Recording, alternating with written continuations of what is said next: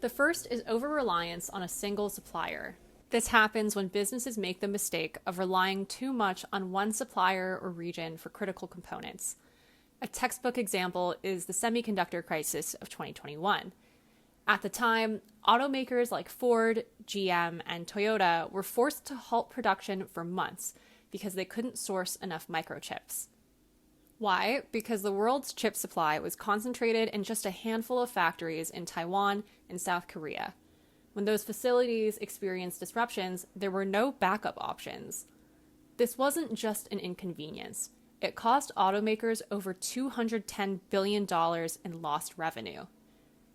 The next major point of failure stems from demand forecasting issues. Because supply chains aren't just about moving goods. They're about moving the right amount of goods at the right time.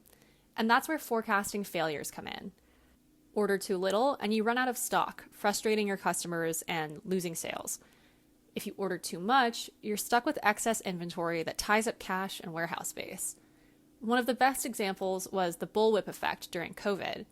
In early 2020, when the pandemic hit, companies slashed their orders because they expected a drop in demand. But when consumers started buying in bulk, there wasn't enough supply to keep up. This resulted in empty shelves, exploding prices, and massive shipping backlogs. Even today, companies deal with the whiplash effect, where they overorder to compensate for past shortages, only to find that demand has already cooled off. And finally, there are transportation bottlenecks. Even if your suppliers are reliable and your forecasting is perfect, you still need to move your goods, and that's where the biggest risks are today.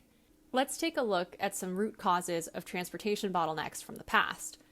Port congestion in 2021 caused over 100 ships to wait off the coast of LA for some up to 3 weeks before they could dock.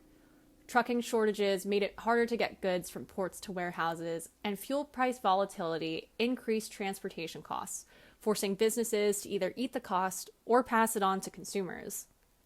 And of course, it's worthwhile to mention that these three factors, over-reliance on a single supplier, demand forecasting failures, and transportation bottlenecks, are driven by internal forces. There are also a number of external forces that create challenges for businesses of all sizes. Things like natural disasters and geopolitical tensions make a major impact on the business environment. Just take a look at Trump's second-term trade wars and tariffs, and the California wildfires as some recent examples.